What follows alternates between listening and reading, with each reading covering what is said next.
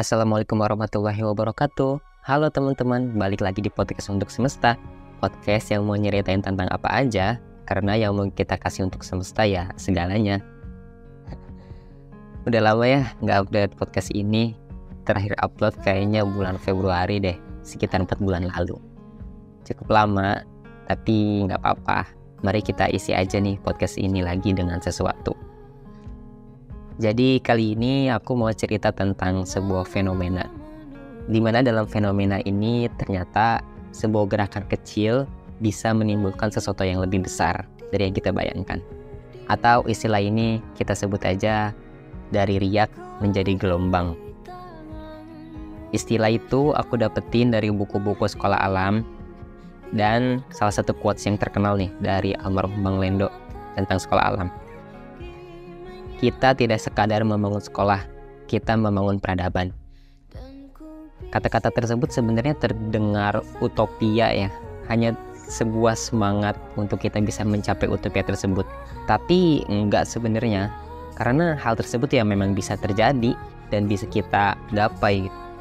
Sesuai istilah yang tadi nih disebutin di awal, dari riak menjadi gelombang. Gak mustahil loh, dari hanya sekedar konsep pendidikan, dari hanya sebuah gerakan riak kecil, tapi bisa menghasilkan gelombang yang besar, bisa berhasil membangun peradaban yang megah dan didambakan. Sebenarnya dari istilah tadi jadi inget sih konsep yang ada di fisika gitu, namanya teori chaos. Jadi di teori ini jelaskan secara teori ada loh ternyata sebuah sistem yang sangat sensitif terhadap perubahan kecil pada variabel awalnya. Perubahan yang sangat kecil aja bisa menyebabkan perubahan yang sangat besar pada perilaku sistem tersebut. Nah, teori chaos tadi sebenarnya berhubungan dengan yang disebut butterfly effect atau efek kupu-kupu. Ungkapan metafora yang paling terkenal dari butterfly effect ini tuh yang ini nih. Kepakan sayap kupu-kupu di hutan Brazil secara teori dapat menyebabkan terjadinya tornado di Texas beberapa waktu kemudian.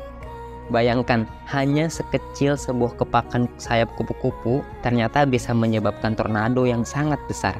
Ya, walaupun sebenarnya kalimat ini cuma metafora sih, nggak beneran terjadi. Tapi sebenarnya ya, kebanyakan sistem-sistem yang berada di alam semesta ini berjalan berdasarkan teori chaos tadi. Sulit diprediksi, terlalu banyak parameter yang mempengaruhi sehingga sedikit saja perubahan yang dilakukan dapat menghasilkan dampak yang sangat besar dari apa yang tidak bisa kita bayangkan. Oke, balik lagi nih ke istilah yang awal ya, dari riak menjadi gelombang. Nah, atas dasar konsep-konsep tadi, teori chaos, butterfly effect, dan fenomena-fenomena yang terjadi, sebenarnya sangat dimungkinkan terjadi perubahan besar dari yang awalnya hanya berupa sebuah gerakan kecil. Di bukunya Malcolm Gladwell ya, yang judulnya Tipping Point juga nyeritain hal serupa. Di sejarah itu sering terjadi suatu perubahan-perubahan besar yang entah gimana terjadinya sebenarnya dan berlangsung secara spontan. Mungkin hal tersebut, perubahan tersebut terjadi dan dipantik dari hal-hal yang kecil dan sepele.